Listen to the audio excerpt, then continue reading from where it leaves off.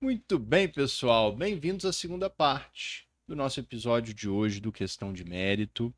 Ah, Continuando o tema das soft skills com a Luísa Mendonça. E no finalzinho do episódio anterior, eu falei com a Luísa que existem áreas que fazem links um pouco mais remotos, menos óbvios com o direito, Uhum. né? Então, é muito importante ler literatura, poesia, filosofia também, né? Apesar de mais óbvio, mais para o direito, mas são leituras fundamentais. Tem até um livro, Luísa, que eu trouxe aqui para recomendar ele para o pessoal, que é um livro escrito por um advogado, o José Roberto de Castro Neves, chama Caixa de Palavras, Por que você deve ler e o que ler. E aí ele traz a análise de várias obras. Uhum. E aí ele traz os motivos. Você deve ler para conhecer a si mesmo, você deve ler para aprimorar sua comunicação. Que demais. Esse livro eu vou adquirir já. Ah, você vai amar. Parece Esse livro maravilhoso. você deve ler para interpretar melhor, você deve ler para entender a Que é o humanidade. que a gente já falou aqui nesse podcast, nos episódios anteriores. E aí ele vai comentando brevemente é, de livros que vão te ajudar a desenvolver essas habilidades. Então, por Legal. exemplo, na parte de ler para conhecer a si mesmo, ele fala de Édipo Rei de Sófocles, ele fala do Gênesis, ele fala da Hora da Estrela, da Clarice Uhum. Lispector. Na parte de aprimorar a comunicação, ele fala de Jorge Amado, Mar Morto, ele fala de Homero, Ilíada e Odisseia. Na parte Aí ele fala da força das palavras, né? Na parte de interpretar, ele fala de 2001, Odisseia no Espaço, Uhum. Eu, Robô, do Isaac Asimov, do Isaac Asimov. Uhum. No Motivo para Entender a Humanidade, ele fala de Rei Lear, do Shakespeare. Fala de Elogio da Loucura. Então, é um livro muito legal para Uhum. aprofundar esse bate-papo que a gente está tendo aqui, né? Mas você falou, Luísa, na primeira parte, da importância de eu entender que eu estou lidando com pessoas, com Uhum. seres humanos. E eu acrescentaria dizendo o seguinte: são pessoas com desafios, com problemas, normalmente. Porque, diferente, por exemplo, de quem tem um buffet de festas ou de um corretor de imóveis, que normalmente está acompanhando uma pessoa que está num momento de muita felicidade na Uhum. vida dela, um momento super Sonho, né? importante, de sonho, tá comprando a casa própria, tá fazendo um investimento, tá fazendo uma festa de 15 anos, tá fazendo um casamento, nós normalmente lidamos com pessoas nos momentos de grandes desafios e de dificuldades. Pelo menos até hoje no meu escritório nunca chegou alguém lá para falar assim: doutor, vim aqui falar que meu casamento é maravilhoso, que os meus fornecedores estão entregando no prazo, Aham. meus clientes estão pagando Obrigada por direitinho. ter feito aquele pacto antinupcial. A gente tá vivendo em harmonia. Não existe isso. Não, quem vai É. lá é justamente para falar que o cliente não pagou, que o casamento acabou. Aham. E aí a gente tem que saber lidar com o ser humano no seu limite, no limite das suas emoções, no limite dos seus desafios. O professor Corrado Paulino, ele fala que o advogado, ele ocupa um lugar de não desejo. Eu acho muito interessante isso. Profunda É, isso. é, é assim, quando nos procuram, não é o desejo, não é a pretensão mais que está em jogo, não é o sonho, Entendi. é a antítese disso. Nossa, Eu acho isso. profundo, né? É a quebra de expectativa, é a quebra do sonho, é a quebra do afeto, é a quebra da É. relação. Tanto que, Então, assim, tem clientes meus que quando a gente resolve o problema, eles saem do escritório e a última fala deles para mim é assim: espero não te ver mais. é, Aí eu falo assim: não, peraí, que você me veja numa outra oportunidade boa, que você está adquirindo um imóvel, aí eu aham. vou te assessorar. Aí você explica que você pode É, trabalhar no vejam preventivo, né? isso, vejam a gente também nos É. momentos bons, a gente também pode estar presente nos momentos Nossa, bons, a né? gente também. Eu sempre ouço, assim, não é incomum ouvir isso. Espero não ver a senhora tão cedo. Eu falo, gente, Aí eu falo assim, mas nem para um vinho? é, Nem mas para vamos tomar um? conversar um pouquinho, né? É, Sobre outras coisas. é Mas, isso. Bruno, isso faz muito sentido, né? Por que que todos os campos que tem a ver com linguagem, e aí a gente tem a linguagem verbal, que está nos filmes, na música, né? A linguagem de imagem, não verbal, que é dentro das danças, das pinturas, artes plásticas, enfim, tudo Uhum. isso. E a gente tem a linguagem escrita, que estão dentro dos livros. Por que que elas são essenciais no mundo de hoje? Porque a gente precisa, primeiramente, enquanto advogados, construir narrativas. Uhum. Para a gente construir narrativas, a gente tem que ter um campo linguístico muito extenso. Eu já li. Repertório. É Repertório. repertório. Gramatical, semântico, tudo. Exato. Isso é o básico, é o feijão com arroz. É. Mas a narrativa também pressupõe uma criatividade. Então, você tem que saber concadenar o seu raciocínio para o convencimento, para a persuasão. Então, os livros, as linguagens, as formas que você tem de adquirir pela arte as narrativas, te permite exercer suas narrativas de maneira muito própria. Que fantástico isso que você está falando. Gostou? Fantástico. É isso. O advogado, ele tem ali as palavras como uma parte importante da sua Sua matéria-prima de ferramenta. trabalho, sua ferramenta de É. trabalho. Então, quando ele lê, primeiro, ele está ampliando o seu repertório de palavras disponíveis porque ele precisa exprimir sentimentos, situações. Segundo, quando ele lê, ele está descobrindo formas diferentes de concatenar essas palavras, de transmitir mensagens de várias formas. Então, são autores com estilos diferentes, né? Exatamente. Então, quer dizer, ele adquire um repertório, ele adquire Ele adquire coerência, exatamente. E ele adquire eloquência, isso. persuasão, Exatamente. né? Composta Convicção, ele consegue expressar a convicção por meio que ele tem naquele caso por meio das palavras. de uma forma eficiente. Exato. Assim, E legal. eu te falo mais. Se Fantástico. você for parar para pensar em relação aos. Isso a gente está falando da literatura. Mas nos filmes, os grandes diretores de grandes filmes, por exemplo, o Kubrick. Uhum. O Kubrick, ele pega um ator X e coloca ali para exercer uma função, um papel, um personagem. Ok. Primeiro, você tem o que o Kubrick idealizou sobre aquele personagem. Depois você tem o que, sei lá, o roteirista, né, outras partes, componentes daquele filme pensaram. E você tem a marca própria do ator Certo. para fazer aquele personagem. Sim. Quando eu vejo filmes, eu sempre penso isso, ou seja, eu sempre penso que como ficou perfeito aquele filme pelo conjunto, pelas leituras diversas que cada um teve que compôs um personagem perfeito ali. Então eu sempre penso isso para a construção, por exemplo, da minha narrativa, ou seja, eu vou passar, mas como que o juiz daquela causa vai ler o meu cliente? Como que ele vai entender o meu cliente, esse Você personagem? não é um mero porta-voz. Desculpa, você não é a mera boca do cliente. Não. Você traz, com muito valor, inclusive, competência, a sua visão, Exato. a sua abordagem do desafio do cliente. Isso aí é muito importante. Isso não é um cachimbo, sabe? Ou seja, eu estou fazendo uma representação do meu cliente. Não necessariamente os fatos e o meu cliente é daquela forma. Então, eu estou representando da forma como eu quero chegar num objetivo, num resultado. Então, eu acho que isso é muito importante. Óbvio que sempre com ética e Claro, sem faltar óbvio. com a verdade. Mas assim, pensando nas palavras para o juiz, para o julgador entender com a máxima verossimilhança o que o meu cliente quer, entendeu? O que ele é, como que ele sofreu, assim, de uma forma muito minha. Não é mais o cliente, é minha essa narrativa. Ouviu o pessoal que não é do direito tá ouvindo a gente? Cuidado ao escolher o seu advogado.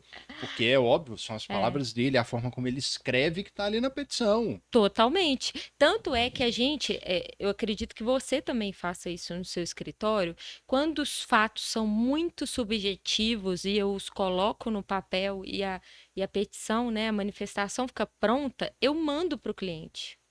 Uhum. Porque às vezes pode ter havido um ruído de comunicação. Claro, claro, Então eu posso ter claro. entendido de uma Validar. forma incorreta. Uhum. Nunca aconteceu, ainda bem. Sempre sempre ele fala, ficou maravilhoso. Eu não conseguiria passar dessa forma, porque eu consigo exprimir emoção, eu consigo exprimir eloquência, eu consigo Sim. exprimir tristeza, eu consigo objetividade. Então, tudo tá ali, entendeu? É. Mas da minha forma, não é mais o meu cliente falando. Então, nós somos transmissores de ideias também. É. Pela experiência profissional que eu tenho hoje, se eu precisar de um advogado, o que eu procuraria nele assim?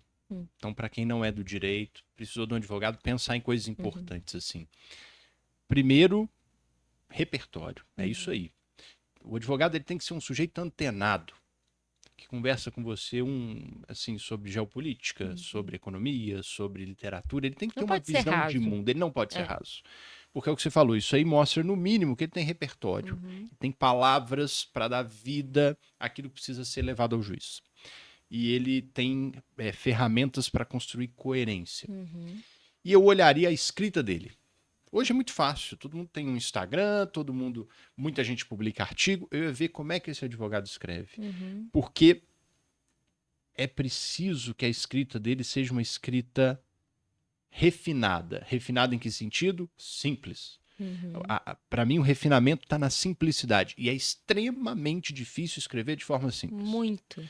Eu acho que é o desafio É o nosso. grande desafio. Porque a gente sai da graduação achando que a gente tem que escrever de uma forma Super tão rebuscada. complexo, rebuscado, encher páginas e páginas. E não é isso. Para um juiz que está assoberbado com 6, 7 mil processos sobre a sua mesa, ele precisa de objetividade, ele precisa entender, né?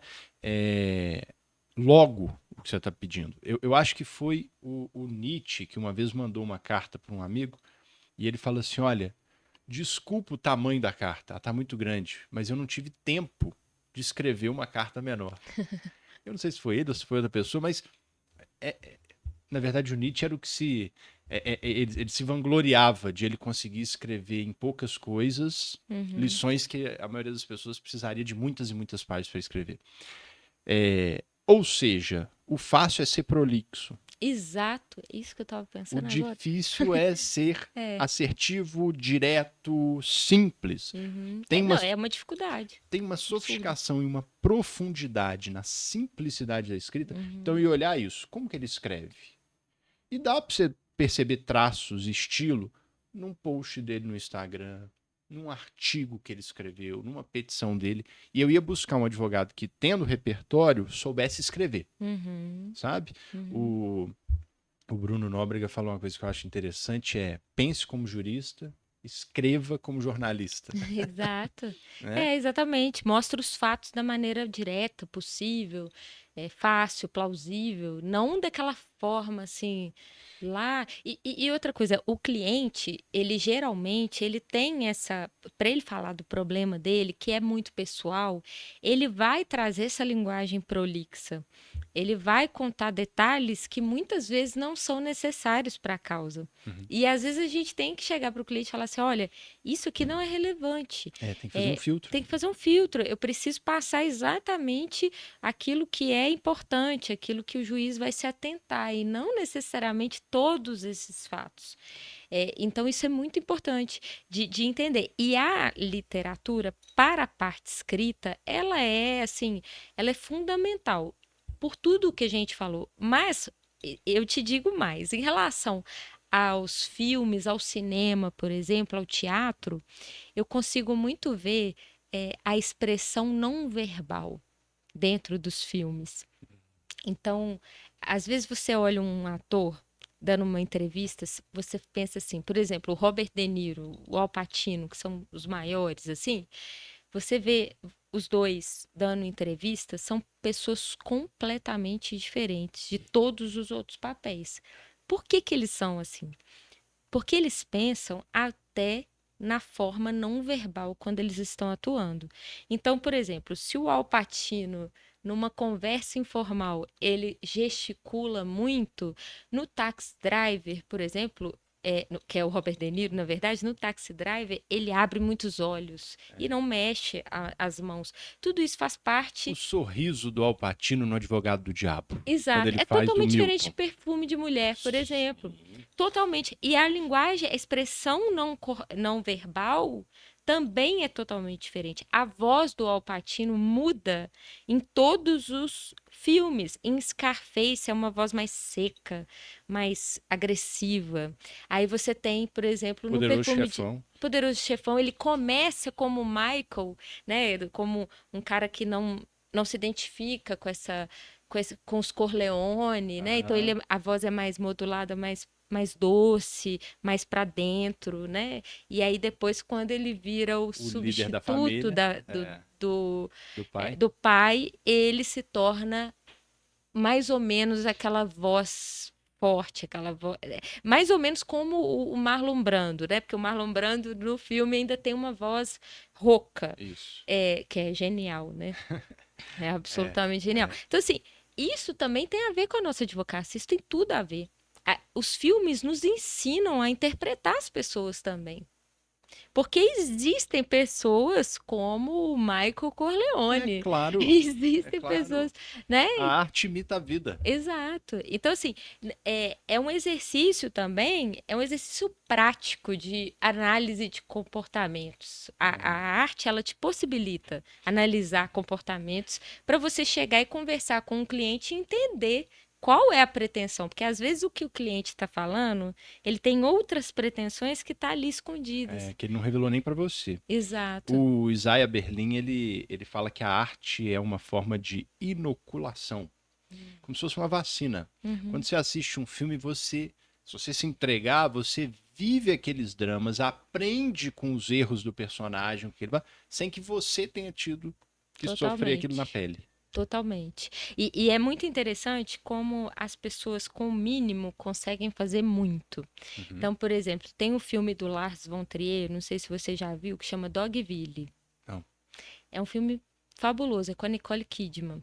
Esse filme não tem paredes, não tem portas, ou seja, ele primeiro é gravado por cima, então você vê as demarcações no chão, assim, aqui é o quarto, aqui é a casa do fulano, e aí eles vão fazendo como se existissem as casas, como se eles estivessem abrindo uma porta e tudo mais.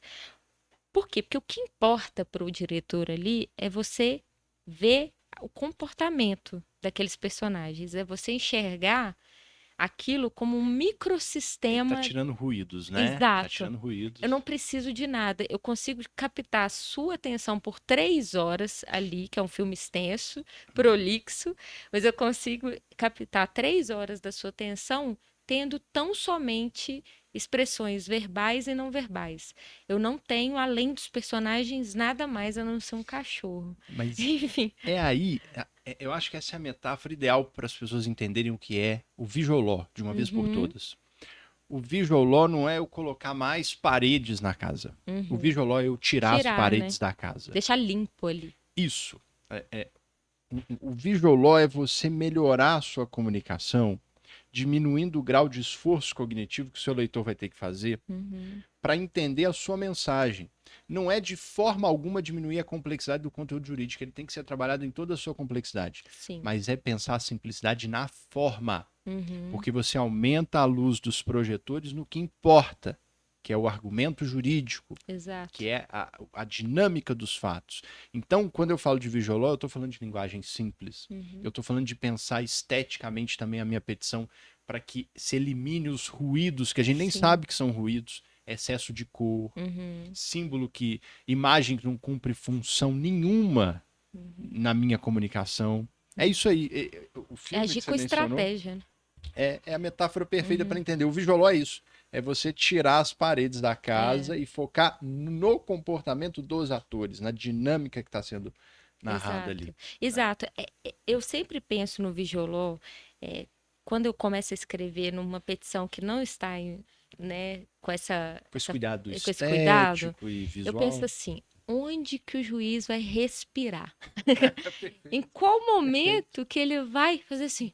As Ai, palavras vão de uma margem a outra, de cima a baixo, desse tamanhozinho, onde que ele vai dar aquela respirada? exato. E assim, ele precisa disso, porque eu, quando eu leio uma petição, por exemplo, que está bem redigida, eu falo, olha, para você ver, a pessoa, na hora que eu estava começando Você vê a o cansar, cuidado dela ela na foi e colocou escrita. uma outra coisa Você vê ali. o cuidado. Você vê Ela, o cuidado. e essa mudança, né, de se analisar aquilo que está escrito e depois você coloca, por exemplo, um elemento de imagem Uhum. para Que tem uma que função tem na uma função comunicação. ali, Uhum.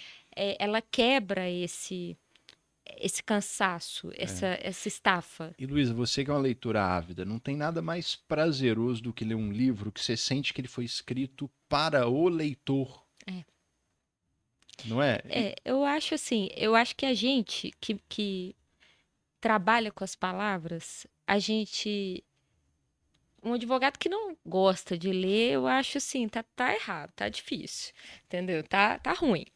Por quê? Porque a nossa ferramenta, igual você falou, Bruninho, são as palavras. Então, não tem como eu olhar eu ler um livro e não me atentar ao fato de que não só a história, a ficção em si é perfeita, como também a forma que se coloca é perfeita. Ou seja, Uhum, uhum. aquilo podia dar errado nas mãos erradas. Claro, é isso aí, é isso aí. Né? Você já viu filmes que são mal executados, por exemplo? Você fala, gente, a história Sim. estava tão boa e deu uma caída, É, sabe? Por é, quê? Porque não houve esse cuidado.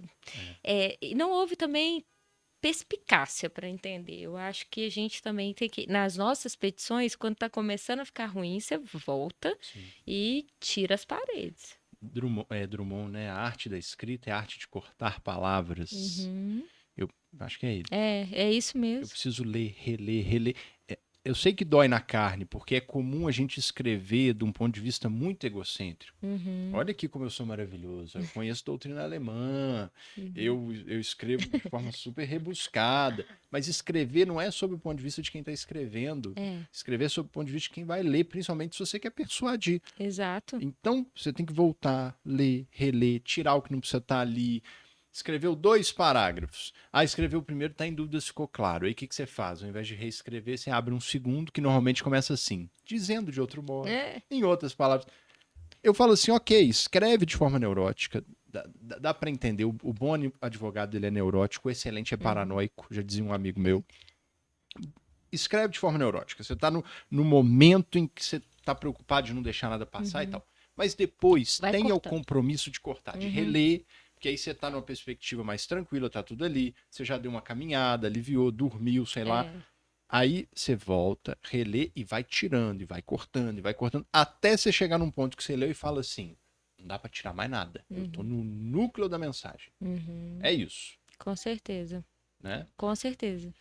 Eu coloquei até aqui numas observações que, diante de tudo isso que a gente está falando, é, eu vejo também como uma aplicação prática mesmo, dentro das petições, dentro das suas sustentações orais, é possível você, antes, analisar quem é o julgador, analisar se ele está aberto para metáforas, para São seres subjetividades. humanos, cada um tem sua personalidade, né? Exato, exato. E utilizar, por exemplo, eh, trechos e partes de músicas dentro das suas sustentações, igual você falou, né?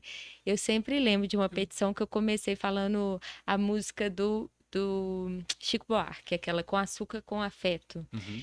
que ele fala de uma mulher, né? Essa personagem dessa música é uma mulher que tá ali sempre muito se doando para esse casamento, para este homem que tá ali bebendo, tendo outras relações. E é uma música até que o Chico Buarque ele não canta mais, porque é uma música com conteúdo, e eu tenho certeza que não era a intenção dele, mas é um conteúdo machista, assim, um conteúdo difícil para os dias de hoje. Mas uma vez eu usei essa parte e falei: olha, a gente não discute mais culpa dentro da esfera de família, mas a gente discute afeto. A gente discute falta de afeto, a gente discute doação do próximo, ou seja, eu estava querendo defender os alimentos compensatórios, que são esses alimentos dos ex-cônjuges, só para indenizar mesmo aquela mulher. Então, eu contei Porque aquela muitas vezes ela história. abriu mão de construir uma vida Exato, profissional em prol do núcleo familiar, né? exato. E aí eu fui contando, narrando a partir dessa música. E E o foi Chico é bem. um mestre das Ah, palavras. É, perfeito. ele... Foi ele que ensinou português para mim, não foram as professoras, não.